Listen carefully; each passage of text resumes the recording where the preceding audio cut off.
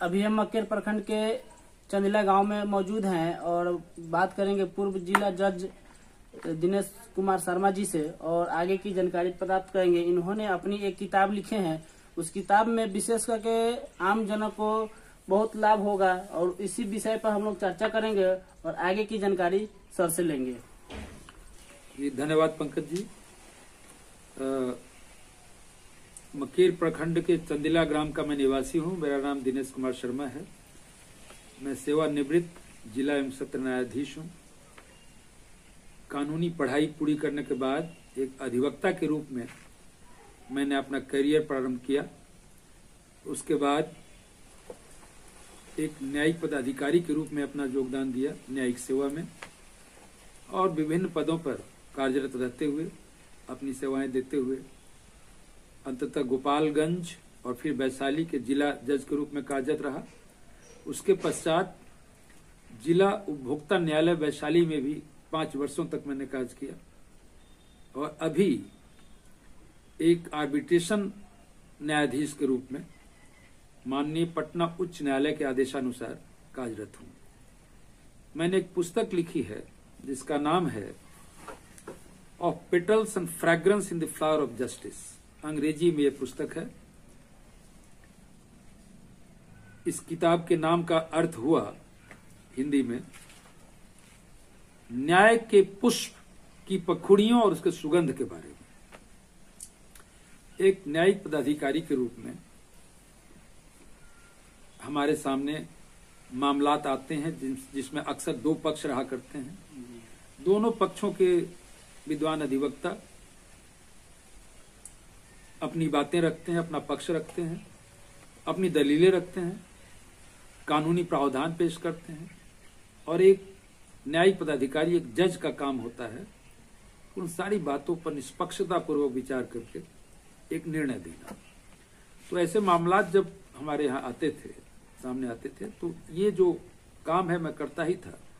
लेकिन ऐसा लगता था कि जो मामलात आ रहे हैं उनके तथ्यों से कुछ ऐसे भी बिंदु उभर कर आ रहे हैं जो उस मामले के निस्तारण के लिए, उसमें निर्णय के लिए आवश्यक तो नहीं है, लेकिन उन पर विचार होना चाहिए। तो मैंने उन बिंदुओं को अपनी बुद्धि में जगह दी, उन पर विचार किया। ऐसे ही करीब 37 अध्यायों में इस पुस्तक में जो सम्मिलित हैं, मैंने अपने अनुभवों को करीब करीब समेटने का प्रयास किया है जो पुस्तकाकार रूप में आपके समक्ष है। अब उदाहरण दूं तो जैसे एक अध्याय इसमें मैंने लिखा है कि काफी दिनों से न्यायिक पदाधिकारियों को भी प्रशिक्षण दिया जा रहा है और होना भी चाहिए। कारण यह है कि कानून कोई एक बंधा हुआ विषय नहीं है, हमेशा विस्तारण इसका होता रहता है। रोज कानून नए बन रहे हैं और ऐसे भी पुराने कानूनों की नई व्याख्या होती है। तो क्या अद्यतन स्थिति है इसको जानने के लिए और एक न्यायिक पदाधिकारी को कैसे काम करना चाहिए, इन सबों के लिए प्रशिक्षण की व्यवस्था की गई है। तो मैंने एक अध्याय इसमें इस पर सम्मिलित किया है कि एक न्यायिक पदाधिकारी का प्रशिक्षण कैसे होना चाहिए। केवल किताबी ज्ञानों का होना चाहिए या कुछ ऐसे बिंदु भी उसमें सम्मिलित किए जाने चाहिए, शामिल होने चाहिए जो उनके एक जज के रूप में एक व्यक्तित्व को निखारे, उन्हें एक दृढ़ और सत्यप्रिय जज बनावे। फिर जैसे समाज में मानसिक रूप से विक्षिप्त लोगों की समस्या है जिनको हम पागल कहते हैं, कई जगह सड़कों पर लोग घूमते मिल जाते हैं कई जगह। तो ये सिर्फ जो सड़कों पर घूमते हैं वही एक समस्या नहीं है, मानसिक विक्षिप्तता बहुत बड़ी समस्या है। आपको आम आदमी दिखेगा लेकिन हो सकता है किसी न किसी रूप में मानसिक रूप से विक्षिप्त हो। तो इस पर एक कानून भी है, उनका वो पालन जो है नहीं हो पा रहा है। उस पर मैंने एक अध्याय शामिल किया कि कानूनी विक्षिप्तता, ये मानसिक विक्षिप्तता पर कानूनी रूप से जो प्रावधान है उनको कारगर रूप से कैसे लागू किया जाए। हर अस्पताल में कहीं व्यवस्था उसकी होनी चाहिए। और जैसे कोई पागल रास्ते में घूम रहा है, कोई देखने वाला उसको नहीं है, तो सरकार की तंत्र की जिम्मेदारी होनी चाहिए कि उसको ले जाकर कहीं उसका इलाज कराएं अपने खर्च से। हाँ, क्योंकि वो भी एक नागरिक, वो भी इंसान है, भगवान ने उसे बनाया है। किसी कारण से उसकी मानसिक स्थिति विक्षिप्त हो गई। इस पर एक बहुत ये विस्तृत अध्याय है। उसके बाद पॉल्यूशन की समस्या है। आप जानते हैं कि ये जिसको कहते हैं प्रदूषण, पर्यावरण प्रदूषण, एटमॉस्फेरिक या इन्वायरमेंटल पोल्यूशन, ये भयंकर समस्या होती जा रही है। और शहरों में तो ऐसी स्थिति हो गई, सांस लेना मुश्किल है। आप देखते होंगे अखबारों में। तो इसको कैसे टैकल किया जाए, मैंने इस पर अंतर्राष्ट्रीय कानून के दृष्टि से विचार किया है। कहा कि ये सिर्फ राष्ट्र की समस्या नहीं, अंतर्राष्ट्रीय समस्या है। अंतर्राष्ट्रीय स्तर पर यूनाइटेड नेशन, संयुक्त राष्ट्र संघ के द्वारा एक संस्था बनाई जाए जो विभिन्न देशों के सरकारों से कोऑर्डिनेट करके और संसाधन मुहैया करावे कि ये प्रदूषण की समस्या को कारगर ढंग से इससे लड़ा जाए, इसको समाप्त करने की दिशा में कदम उठाया जाए। इस पर मेरा एक अध्याय है। और सबसे बड़ी एक समस्या है, आपको बता दें कि हमारे यहाँ कानून जो है वो दो प्रकार के हैं। एक तो संवैधानिक कानून है और एक साधारण कानून है। संविधान सबसे ऊपर का कानून है, उच्चतम कानून है। उसी के आदेशानुसार, निर्देशानुसार, उसी के प्रावधानों के तहत आम कानून जितने बने हैं और बन रहे हैं बनेंगे। तो एक साधारण कानून, संवैधानिक कानून, ऐसी विचारधारा पनपती मालूम हो रही थी हमें कि जिला न्यायालयों में संवैधानिक कानून से कोई मतलब नहीं है, सिर्फ आम कानून हम लोग लागू करने के लिए आए हैं। मैंने इस विचार का विरोध किया अपने स्तर पर। विरोध का मतलब कोई ये नहीं, उसके लिए आंदोलन नहीं चला। हमारे सामने जो मामला आता है, जहां मैंने देखा कि संवैधानिक कानून के प्रावधानों का भी इसमें उपयोग हम कर सकते हैं, उन पर भी विचार कर सकते हैं, उस दृष्टि से भी इस मामले का विचार तो मैंने वैसा किया। और परिणाम उसका हुआ कि जो मामले अगर संवैधानिक कानून की दृष्टि से विचारण उस पर न किया गया होता तो एक उनका निष्कर्ष होता, उसे बिल्कुल विपरीत निष्कर्ष हुआ जब हमने संवैधानिक कानून से उनको देखा। जैसे आपको उदाहरण दूं, एक रिवीजन में जैसे 144 का प्रावधान सरकार लगा देती है, यहाँ नहीं जा सकते, वहां नहीं जा सकते, रोक लगा देती है। लेकिन कुछ मौलिक अधिकार भी लोगों को है, जैसे मंदिर जाना, अपने पूजा पद्धति को अनुपालन करने का अधिकार, बोलने का अधिकार, इन सबों का बिल्कुल रोक नहीं सकते। आप इन पर नियमन कर सकते हैं, आप ये न बोलेंगे, ये न बोलेंगे, आप ऐसे रास्ते में जाकर ऐसे जाएंगे, लेकिन कहीं मंदिर मस्जिद जाने से रोक नहीं सकते। वैसे जितने आदेश है सबको निरस्त कर दिया कि आपका मौलिक अधिकार का हनन है। आप रेगुलेट करने में अपना दिमाग नहीं लगाया, आप उसको रोकने में अपना दिमाग नहीं लगाया, ये गलत है। ऐसा ऐसे और भी कई विचार थे। जैसे कोई भी आप अपराध की परिभाषा देते हैं तो संविधान में लिखा हुआ है मस्ट बी, ये ऐसा होना चाहिए कि अपराध के शर्तों को पूरा कर होना चाहिए, तब वो कानून आप लागू कर सकते। जैसे एक कानून था कि जंगल से आप कत्था, जंगली कोई लकड़ी आप ले जाएं तो अपराध है। उसमें कानून था कि कितनी मात्रा में आप ले जाएंगे। जैसे कोई जंगल में आप गए, एक दातून आपने तोड़ ली, क्या वो अपराध हो जाएगा? नहीं, कुछ होना चाहिए ना, 1 मन 2 मन कुछ भी। उसी ढंग से कत्था पर था कि इतना कत्था आपसे अधिक होगा। सरकार ने और जो फॉरेस्ट के पदाधिकारी थे, जिस नियम के अनुसार उसका निर्धारण होना चाहिए कि कितना कत्था ले जाया जाए कि वो गैर कानूनी होगा, निर्धारण किया नहीं। मैंने 1 कनवा पान में कोई कत्था पकड़ा, उसको भी पकड़ के जेल में डाल के उस पर केस करते थे। मैंने सब लोगों को रिहा किया कि आपने परिभाषित ही नहीं किया कि कितना कत्था, 1 किलो की, आधा किलो की, 200 ग्राम की, 5 ग्राम की, 10 ग्राम, कुछ नहीं किया। आप कैसे इसको लागू कर? वैसे ही ये जो म्युनिसिपल कॉर्पोरेशन होते हैं, क्या उनको कहते हैं, जो छपरा में भी है, उन लोगों ने कुछ फीस वगैरह लगाते थे और ये टैक्स लगाते थे, उनको भी कहा टैक्स कैसे लगाना है इसका बिना अनुपालन किए लोगों पर केस कर देते थे। मैंने सबों को रिहा किया, सैकड़ों की संख्या में, और किसी की हिम्मत नहीं हुई, मैं ये कहूंगा, क्योंकि उनको जाना चाहिए था सरकार को अपील में, लेकिन उनको संभवतः ऐसा लगता है कि विद्वान अधिवक्ताओं से राय मिली कि आप मत जाइए, आप हार जाएंगे। ये इनका निर्णय बिल्कुल सही है। आपने बेसिक काम ही पूरा नहीं किया, आपने अपराध का ये अभियोजन कर दिया है, किसी पर लगा दिया है, अपराधी उसको लेके कोर्ट में खड़ा कर दिया है।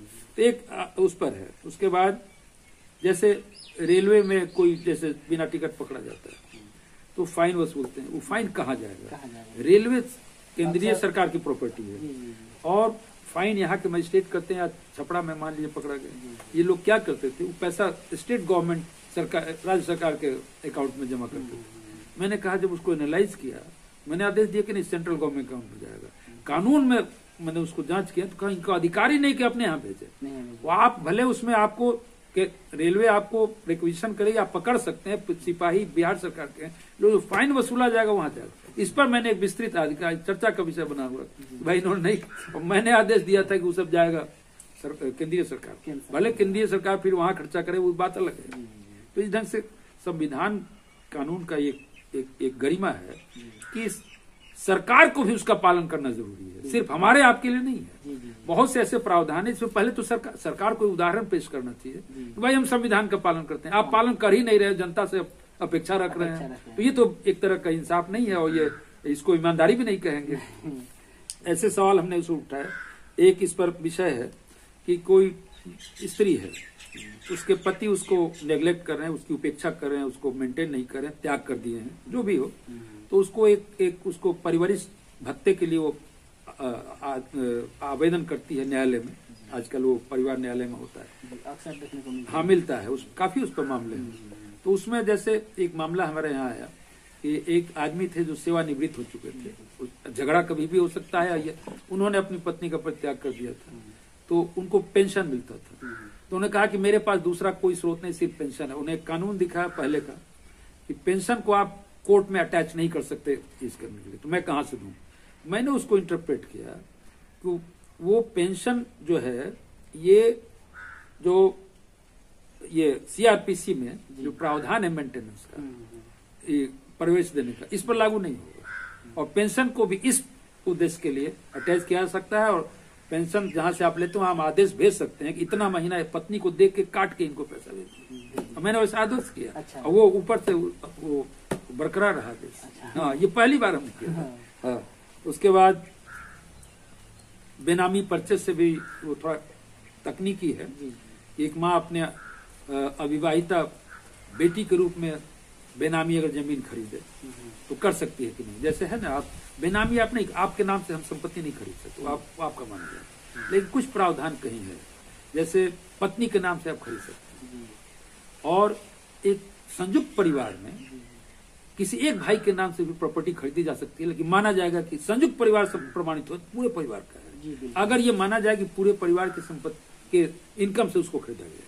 वैसे ही एक थोड़ा नेबुलस एरिया था, क्लियर नहीं था कि एक माँ अगर अपने अविवाहिता बेटी के नाम से खरीदती है उसका क्या होगा।